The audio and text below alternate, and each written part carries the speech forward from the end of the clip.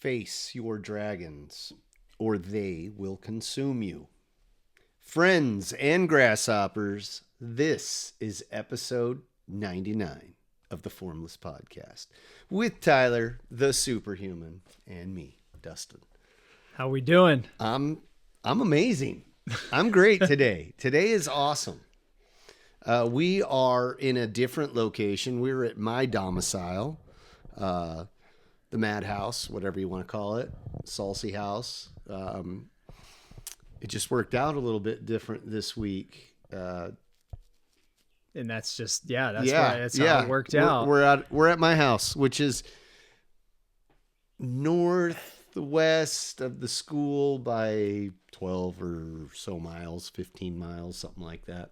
Even kind of further north, Northern California. Even further north. We're in the foothills now. Yeah, and this is the first time I've ever been to your house.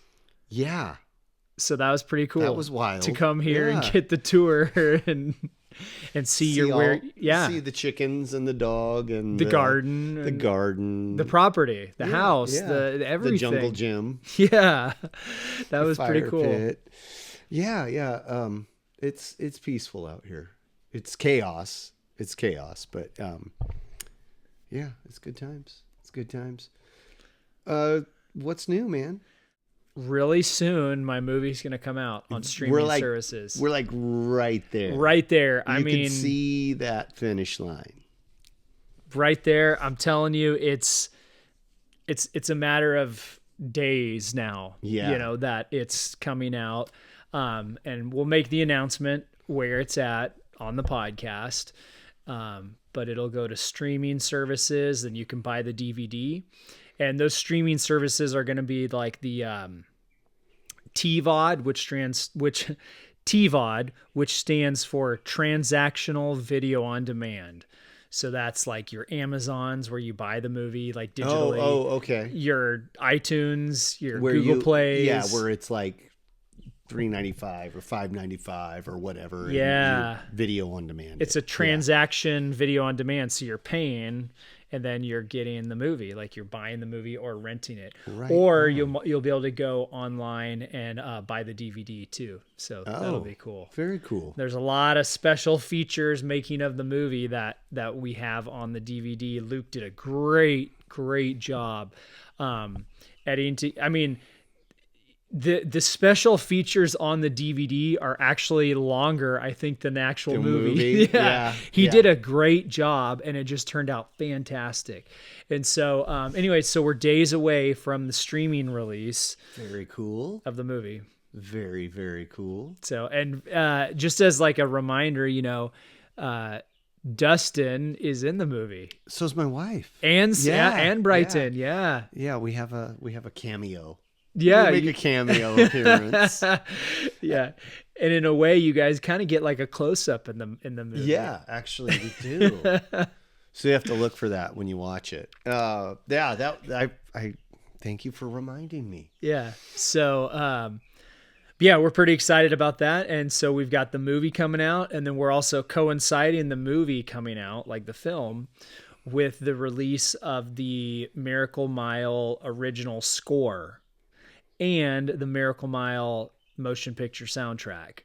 So the score is like, that's like the introductory music and the exit music kind of. That's one way of putting it. Like Indiana Jones, right? The dun dun dun dun. Oh, okay. Dun, the dun, orchestration. That's the score. That's okay. Score. That's like a music that's crafted specifically for the film. For the film, for action scenes, for scary scenes, for whatever. And then the soundtrack is songs that either previously existed or, in our case, some were made for the film.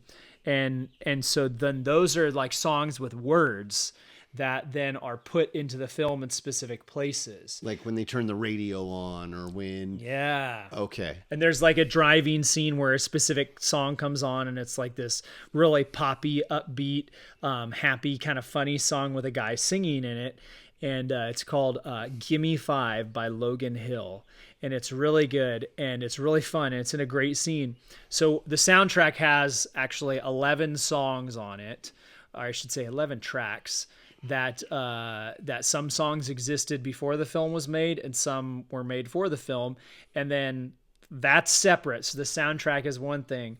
The score is then like the emotional music that was crafted by our two composers for specific scenes. Okay. Very So cool. if that makes any sense. Yeah, no, that totally, I follow. So we've got the movie coming out, Miracle Mile.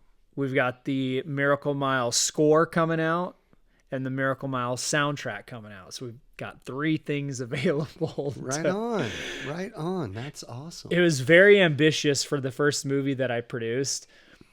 A lot of people would do one or the other, the soundtrack or the score. Not both, and we did both. Well, it's like, very ambitious. Yeah, it's ambitious, but it's also kind of like, if you're going to do something, you might as well go for it, right? Like, Absolutely. Like, why, I don't want to say limit yourself, but why deny yourself that chance? At least then you can say, hey, I did it. Yeah, I failed, or I didn't fail, or it didn't do as well as I wanted, or whatever. You can say whatever you want, but hey, I did it. Not many people can say I did it. Lots of people say I wish I did. I wish I should have done it this way. Yeah. I could have done it, and I would have done a really good job. Okay, then why didn't you do it? Exactly. So, yeah, and that was kind of like one of those things where when it was suggested to me that we knew we were going to do a score. And then when we came up, actually the co-producer on the film, Michael Flanagan, he came up with the idea of doing the soundtrack, and he wanted to produce the soundtrack, meaning he would go out there and find the artists with the currently existing songs, or he would go find artists that would be able to do songs, create songs for the film. And so he came to me and he's like, well, why don't we have a soundtrack? There's some spots in the films where we can put songs, especially when they're listening to the radio, right? Yeah. So these are songs that are on the radio in the film. And I was just like, first I was like, that's a lot of work. Yeah, that sounds like more work. And now I'm looking back at it and I'm like, nope, I'm glad we did that. Yeah. I am so glad, because there was no point in this film that we didn't just go all out. It was like, what can we do to make, like, with what we have, the resources we have, the budget we have, the reach we have, like, how can we make this to where 20 years from now, I'll look back and be like, we did everything we could. Yeah. That's where we're at. That's cool. That's really, really cool, man. It's awesome. The older I get, I'm going to be 40 years old this year. And the older I get, the more I put myself in my shoes when I'm going to be 60, turning 60. And I'm going to be like, what would 59-and-a-half-year-old Tyler want to say to 39-and-a-half-year-old Tyler? Like, I'm looking. You should have put that soundtrack in the movie. Yeah. Or you should have started doing this. You should have started doing that, because I can remember 20 years ago where when I was 19, turning 20, and I can remember it like yesterday, like a lot of us can, right? You get older and you can just remember 10 years, 20 years like it was yesterday. Mm-hmm. And I'm like, man, if I only had 5 minutes to go back in time and talk to 19-year-old Tyler, like 5 minutes. Smack him around a bit. Well, maybe. But like, I would just be like, just 5 minutes. That's all I'd need, just to be like, hey, do this, don't do this, don't do that. Okay, maybe, that's an okay thing, but like, and then do this, avoid that, and just like, these things are going to be your time wasters. These things are going to really help you out down the road. Like, just 5 minutes, I don't know. Hopefully my 19-year-old self would listen to me. Yeah. That would probably be the biggest challenge. Getting 19-year-old self to listen. And then you could also say, well, if a 59-year-old Tyler walked through that door right there, now, would I listen to him? I would now. I'd be like, and as long as I verified it was him. Yeah, wait a minute. How do I know it's you? Yeah, so. That Matthew McConaughey gave a speech. Have you heard that about who his hero was? No, maybe. It's really, really good. He talks about his hero when he was a kid was himself in like 10 years. Ooh. And then when he got there in 10 years, his hero is himself in another 10 years. And so he never meets his hero, but he's always chasing him. Oh. And the idea is that like anything that he wants to go after, whatever dream, whatever thing, it was like, that's the goal. That's where I want to be in 10 years. That's where I want to see myself in 10 years. So he's always like chasing something. Pretty cool. He's not just the all right guy, pretty interesting dude. And his book that he did, I don't know. Green Lights. Yeah, I don't know if he's got a ghostwriter for that or not, but that was pretty cool book. My wife and I really liked that. I haven't finished the whole thing, but I've read most of it. But I'll have to find that and send it to you. It's really, really inspirational. And it's a video. Yeah, it's just like I found it on, I don't know if I found it on YouTube or what, but I saw it a few years back, but it was just one of these things where he's like, I don't know if he's at like an award speech or somewhere. He's standing up, he's got a microphone at a podium or something, and he's talking about his hero. And I want to say it was like an Academy Award or something like that, and he's just talking about how it's him in 10 years. And it's always like him in 5 or 10 years. And how like that, he doesn't want to look back and say, oh, I wish I would have done this, or I should have done that. I should have done, X, Y, and Z, but instead I did this. I mean, look at us making the decision to say, hey, let's just start this podcast. Yeah. Episode 99. Here we are. Yeah. Yeah.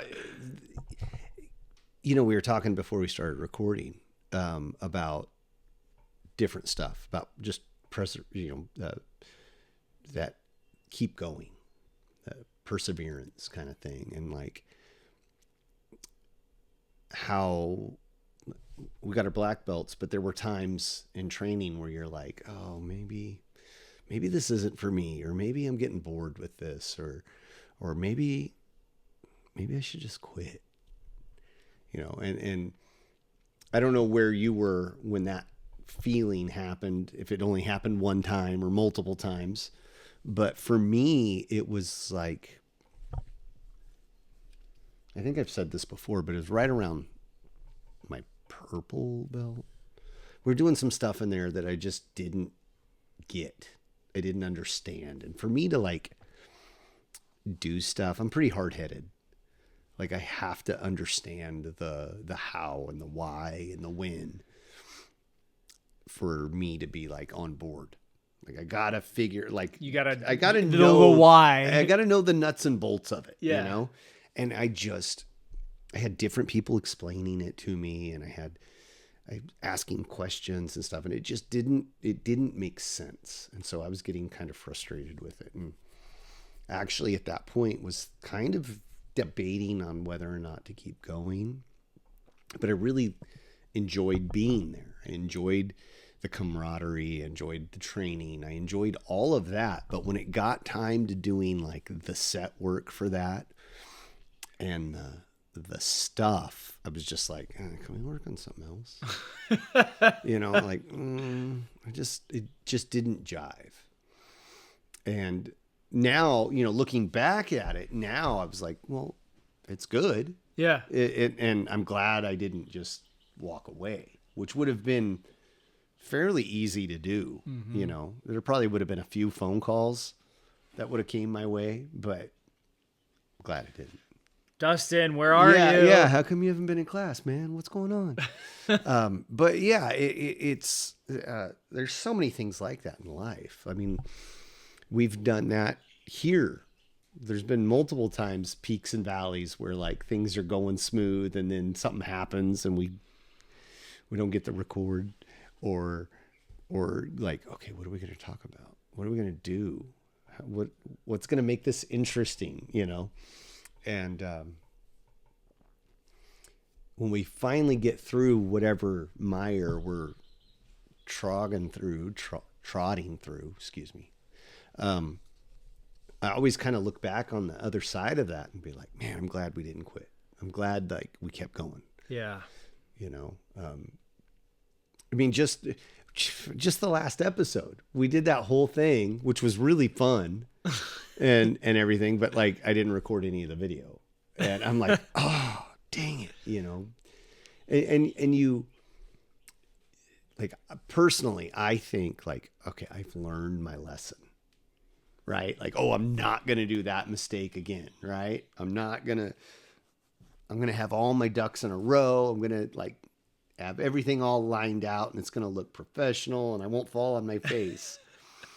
And then I turn around and fall on my face. And you're like, dang, what happened? You know? Yeah. And it happens. You know, we're only human. What, and it's a similar quote as, what is it? It's Rocky quote or something where it doesn't matter how hard you get hit. It's like, if you get back up, that's a famous quote. Yeah. That's from the Rocky franchise. Yeah. It's kind of similar. It ain't how hard you get hit. It's, or how many times you get hit. Yeah. It ain't how hard you can hit or something. It's about you getting back up. Yeah. Yeah. And it's similar. Like you were saying, well, I slip and fall on my face, but it's like, can you get back up? So yesterday, Hunter graduated high school. Yeah. And so that's so crazy. Yeah, it's wild. Good job, Hunter. He was a valedictorian, and so he got to give a speech and stuff. And he'd never really given a speech in front of people. Like, not that many. There were quite a few there. Probably like 50. Oh no, probably 200-ish. Oh, nice. Okay. 250, give or take. It was a good sized crowd. For 10. There were 10 high school students and 3 8th graders graduating. So 13 kids, all of their family, and then all of the school district or homeschool group, all of the administrators and all of that, all of those people were there. And then friends and family and, you know, all of that stuff. So he was a little nervous, and I'm like, hey man, don't worry about it. Just don't look anybody in the eye. Look at the tops of their heads, you know, take a breath, breathe, and go. He did great.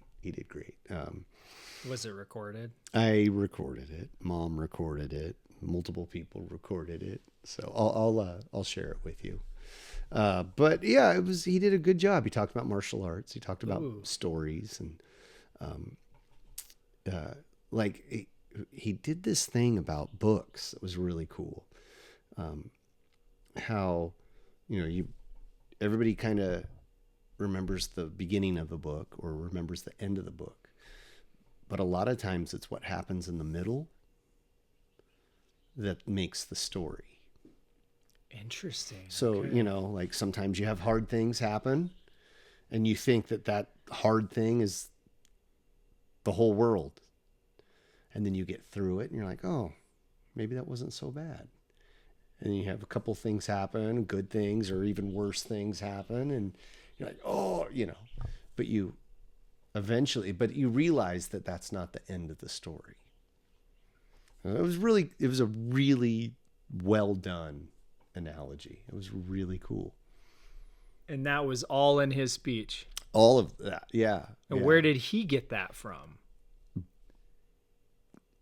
I want to say he wrote the whole thing. Like, I don't know that he got that particularly from anybody. I haven't really talked to him about it. Oh man, I kind of like, as a storyteller, I want to talk to him and be like, Hunter, where did you get that from? Yeah. Like, did you read that in a book or did you realize that? Like, yeah, I'm going to ask him that. You should. You should. Sensei, I teach me. Yeah, I don't know.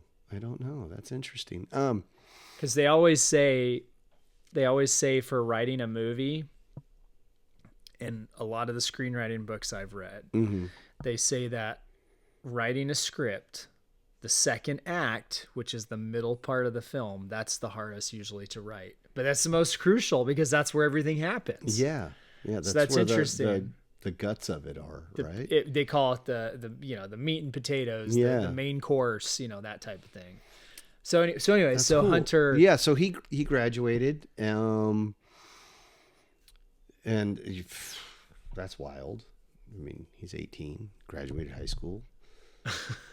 It's crazy. Valedictorian, which was nowhere near. Nobody that I know of in my family was even close to anything like that. Nobody on my wife's side of the family, as far as I know, close to anything like that, Wow. Yeah, so it was pretty cool event. And then the week before that, 2 weeks before that, my wife graduated college. She got her bachelor's degree. She just finished her final. It's a long story. She finished at Simpson, but she had to take like 2 classes at Shasta to meet all the requirements. So she got to go through the procedure and graduate, but it was conditional. Thank you. Conditional on her grades at Shasta, finishing up at Shasta College. So she did that. She literally finished her final last Wednesday. Okay. Wow. Okay. Yeah. So she's all done with that. So we got a cool break for a few months till August when she starts back up to do those 2 classes. No. This for another degree for her master's program. What? I must have missed it. So she got her bachelor's, but see, she finished her. It's hard. It's hard as a simpleton. I don't know all the fine details here. So, the program she started at Simpson College, it needed, like, she had to do some extra classes. There was like 2 extra classes. Now she could have done it at Simpson College, which would have been more expensive, or she could do it at Shasta College, which much cheaper. It's a junior college or a community college. So she did all of the stuff that was required at Simpson that she could do. And then these last 2 classes at Shasta were for her bachelor's degree. But because their schedules aren't the same. Right. Okay. Simpson College graduates, and she still had like 3 or 4 more weeks of Shasta College. Oh, got to finish up those 2 classes. To get the degree. Okay, yeah. That makes sense. So she gets a diploma with a letter in it that says, you will have your diploma in 6 to 8 weeks after we get your final grades from Shasta College for these 2 courses. Wow, that's cool. But yeah, so that's all done and out of the way. And now she's got summer break and then right back into it at Simpson again for her master's program. Wow. Yeah, so that's awesome. You're married to someone who's going to have a master's degree. Yeah. That's pretty cool. That's good job, Brighton. Yeah, it's awesome. But along the same lines of all of that, like, there have been times where she's been going through that. She's like, I don't know if this is worth it. I don't know. It's too expensive. I got to do this. I got to do that, And how bad do you want it? Is this going to be all worth it for you? And she's an amazing student. She's gotten straight A's. I think she got a B. So I'm not trying to brag or anything. I'm just trying to be honest here. But there's been a couple of times where, the kids are fighting, or dad's got issues that he needs help with, or I'm quitting a job, or, all of these things. Maybe I should quit. Maybe I should stop. Maybe I should, blah, blah, blah. And she's persevered and just kept going. Wow, that's cool. Yeah, it's awesome. It's really awesome. That's crazy. That's yeah, cool. I don't know. I always look at things like that. Like when you come across challenges, as like life or God or whatever you believe in puts these roadblocks in your path. Like when you're making this movie, there's times where it's got to be super hard. People are fighting. You're running out of money. You're, who knows? There's all sorts of problems. Problems I don't even know or exist. But you have to like go, okay, how bad do I want this? And is it bad enough to deal with this problem? Right? Like, can I work through this problem, or is it going to make me quit?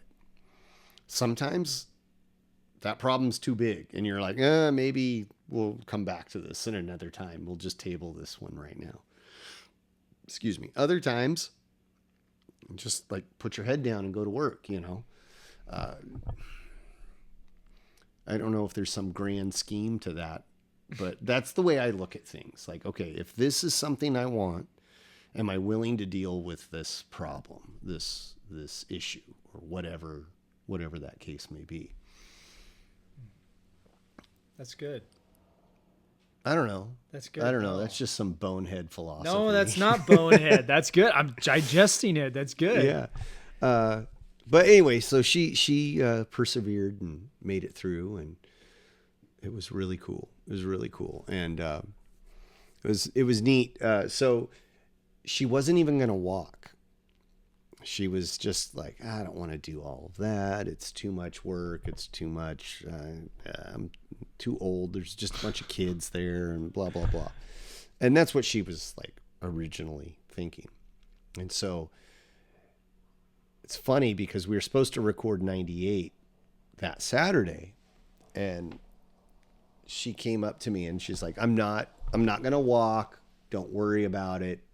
We're going to it's just another Saturday. And I'm like, okay, if you say that, I'm going to like plan my Saturday out.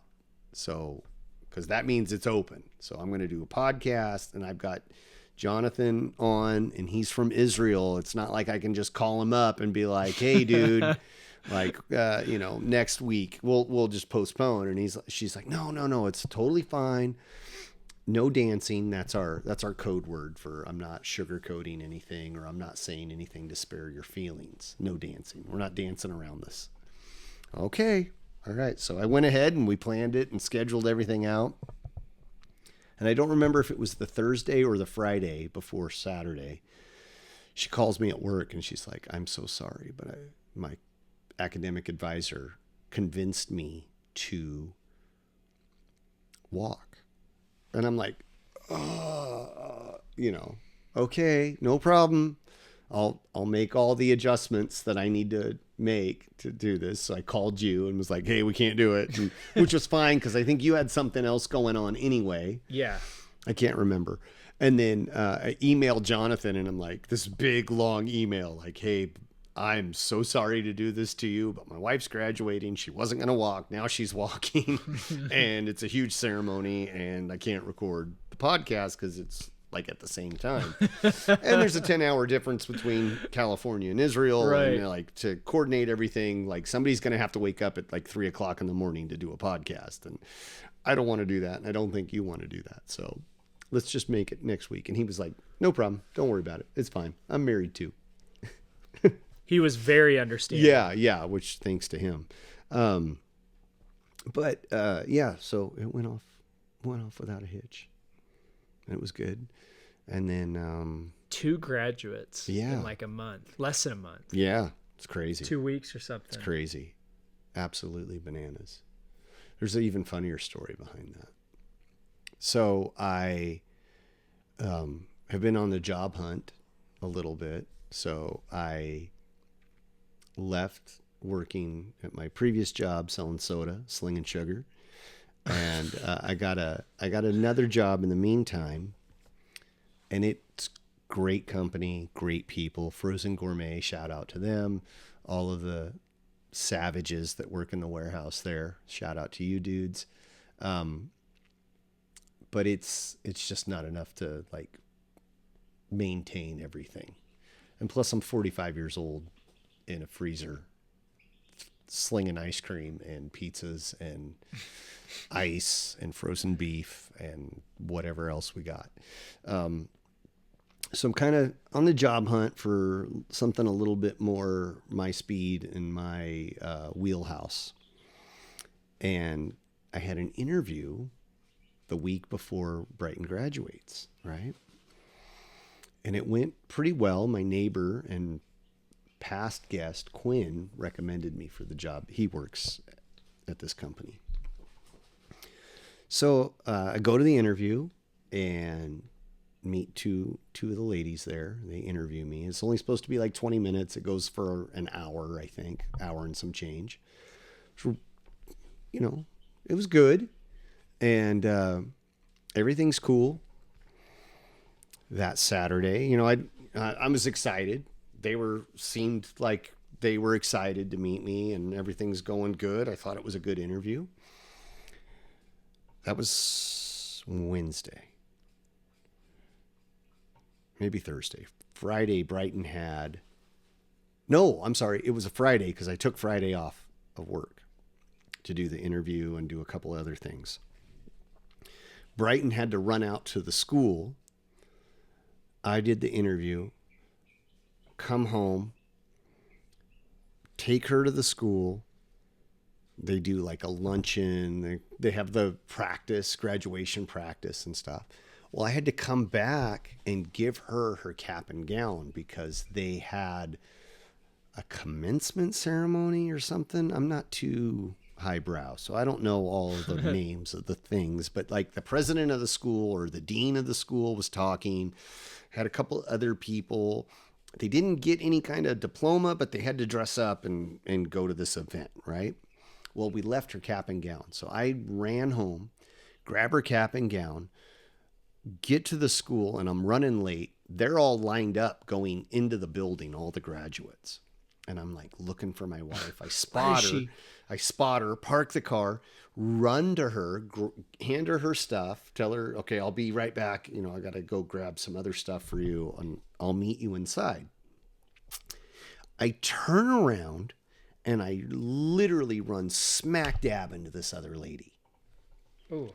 Like, I mean, crash, right? And I'm like, I step back and she's familiar. I'm like, who are you? She's looking at me like, are you a stalker? Right? It's one of the gals who was at the interview panel who interviewed me. She's graduating same day as my wife.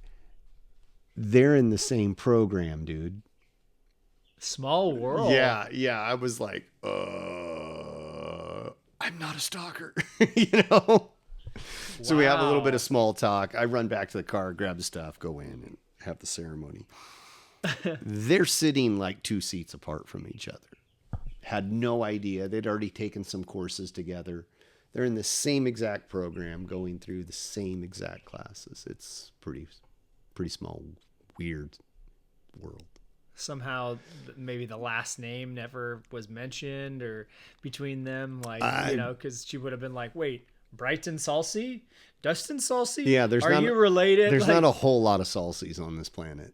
But yeah, it was just weird stuff.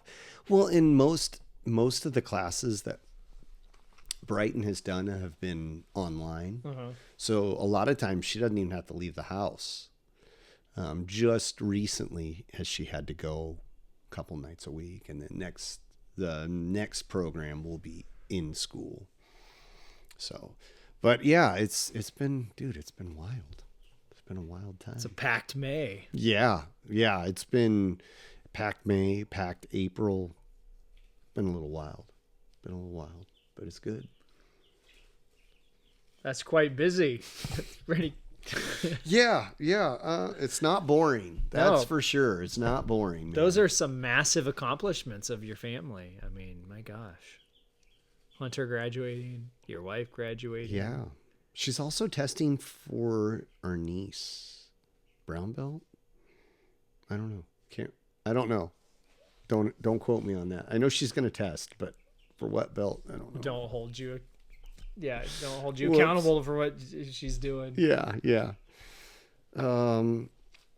Gosh, what else is going on? What else is happening in the world? You know what was really cool, and I didn't save it. after our podcast with Jonathan, he talked a little bit about the conflict in Israel, or the war in Israel. Correct. And that was some of the most interesting stuff. And it was after the podcast was over, and I wish I would have saved it. Because, like, I don't know. I mean, I'm not that much of a world traveler. And I know you've been all over the planet, but... places. Well, I mean, come on. You've been a few places. A few places. But to hear him talk about the war and how, irregardless of what side you take, whether you take Israel or Hamas or whatever, or Palestine, whatever. Just the fact that, like, he was talking about how within an hour, if anywhere inside Israel, you could be at the front lines of the war. Yes. And I don't know, it was not shocking, but it was eye-opening to me to hear him speak about that, and like how that was just like, he was talking about it like coffee's warm. Yeah. It was just like, yeah, you could literally be at the front line in an hour anywhere from Israel by car. And that was like, dude, you ain't got it so rough. You know what I mean? You think about problems that you have in life, and then you realize, like, could be worse, dude. Oh, man. Could be worse. Like, you don't really, like, I don't know about you, but I haven't really had to worry about somebody dropping a bomb on my house. Not since the Cold War was I ever considering that. In the fourth grade, when my teacher was very, very much anti-communist and afraid of the Cold War, and pounded that into our heads, or like you watch the movie The Day After, stuff like that when you're a kid, and it's, that's when I would think about it. Yeah, but I haven't really thought about that since. And then to, like, listen to him talk about that, and it's like, man, yeah, that's a reality for some people. It's always different. Go ahead. Life isn't so hard. I don't have to worry about that. Thank God. Knock on wood.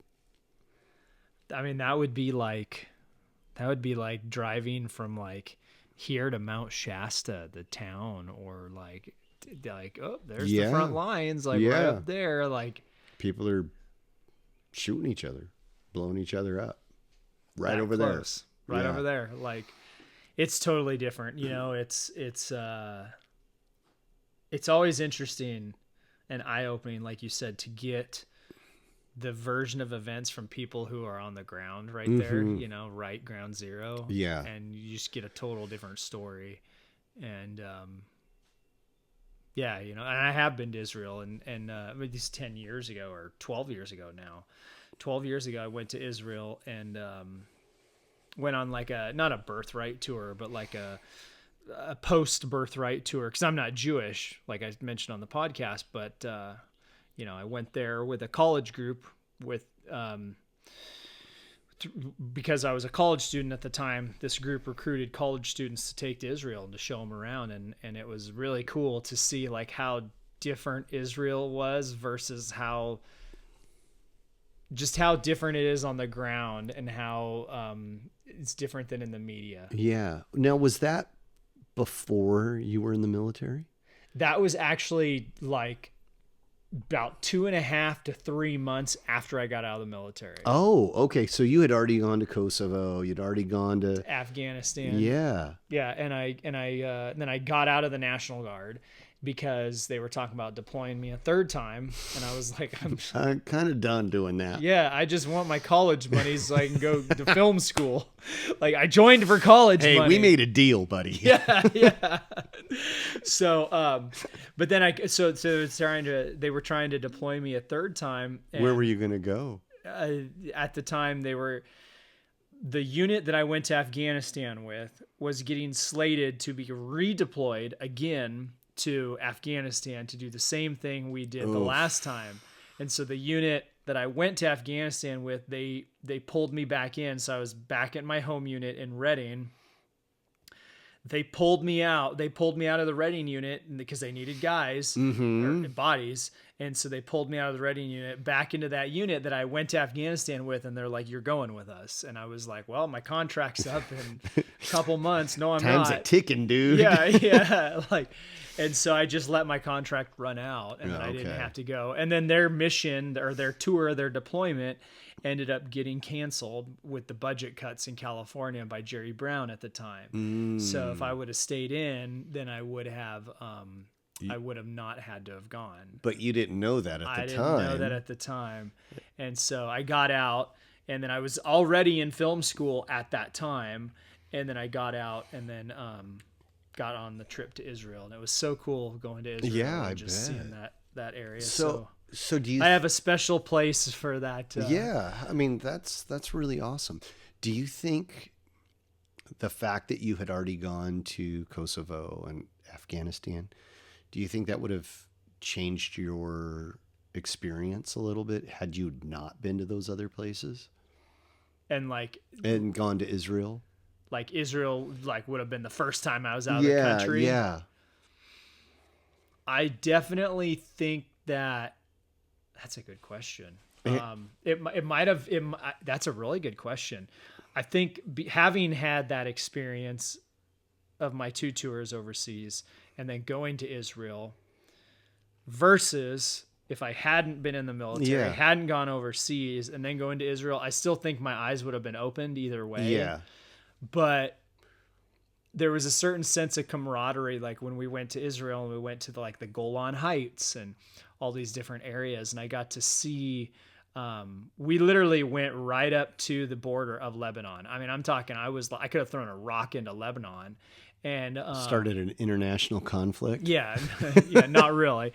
I mean, I wouldn't have done that, but no, and so we go there and we're escorted by these Israeli Defense Force soldiers, and it was just cool. I got to talking with them, and a lot of them spoke English, and just there's a sense of camaraderie with them being military, and I was military, and then just they're stationed on the border of their country, and I will identify Israel as their country. Yeah. And they're on the border, and then them serving their country, me serving my country. And I was just like, oh wow, soldiers are kind of the same all around the world. And I experienced that in Afghanistan with Afghanistan Military. ANA, Afghan National Army soldiers, and also other soldiers. I trained with so many different nations soldiers in Kosovo because there was so many soldiers from different countries that those countries put their soldiers in Kosovo to maintain that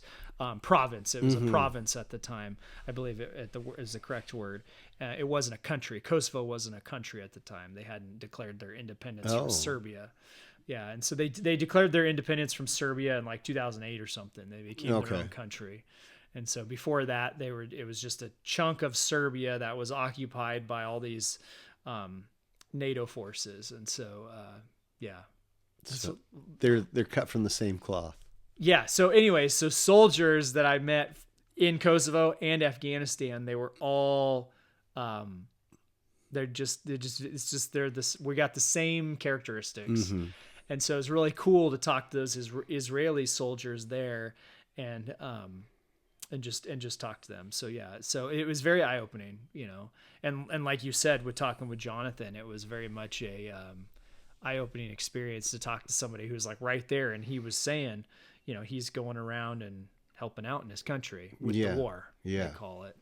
Well, which makes sense. I mean, it's your home. Yeah, it's your home. I mean, when your home is taken, well, I mean, what else is there to defend when your home is gone, right? What do you defend after that point? Yeah. I mean, your life, yeah. But if you don't have a home to go to, it's well, it's your place where you exist. Yeah.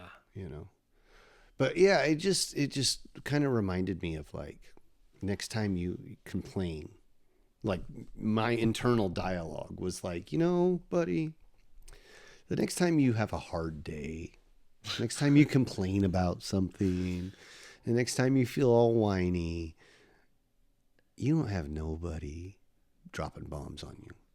You know, you don't have anybody that wants to shoot you. At least I don't think so. You know, there might be a couple, but you know, in all reality, like, how bad do you really have it? Yeah. You know? Yeah. So that was my big lesson, I think, for the week. Yeah. I mean, gosh, we could order, DoorDash. You can have McDonald's delivered to your house these days. Like, how bad do we?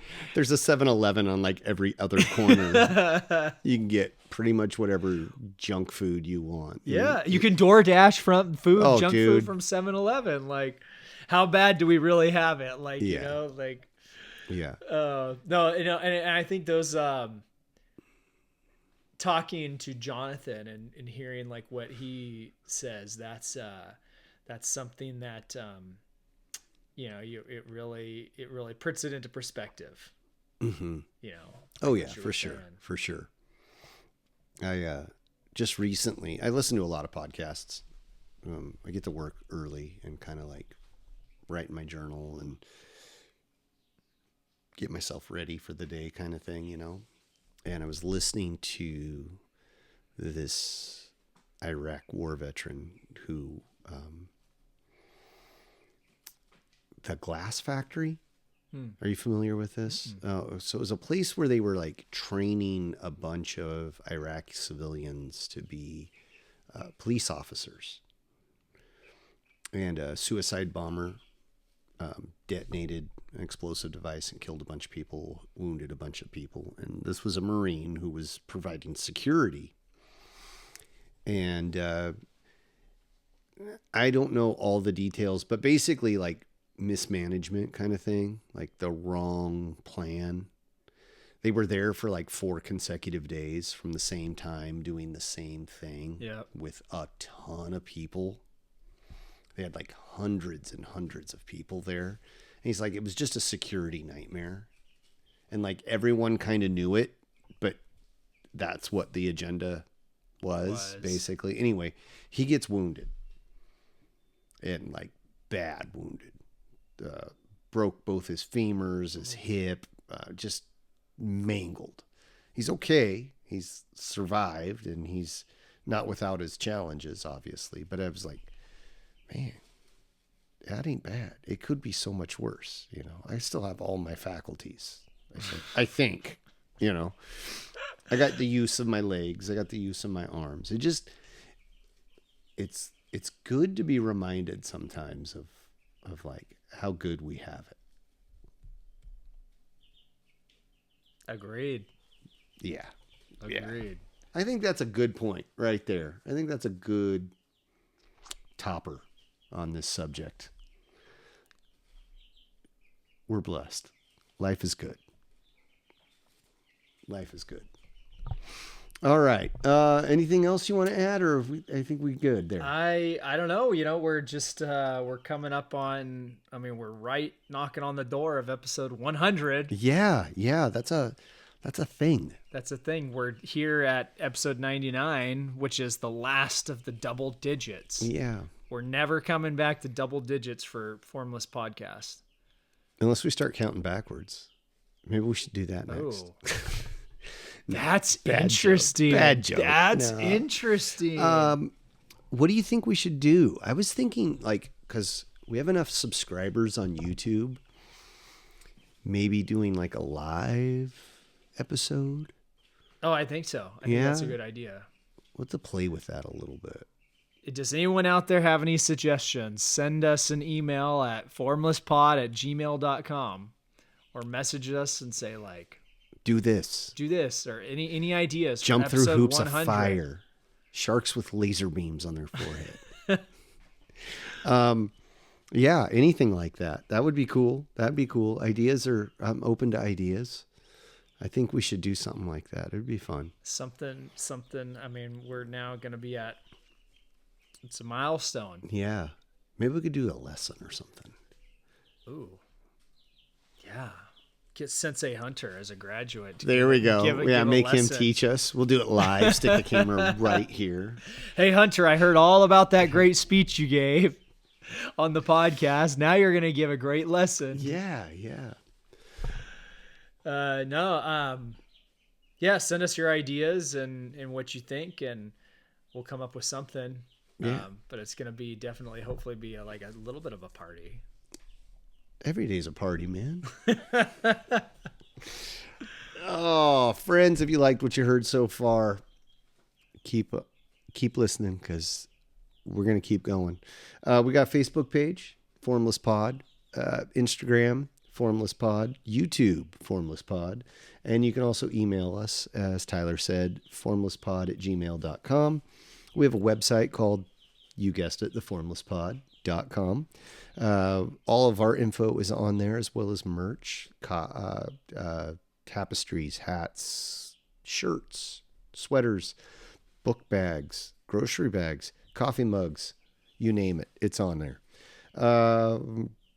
Till next time, I hope you have a wonderful day. Hopefully the skies are blue wherever you are.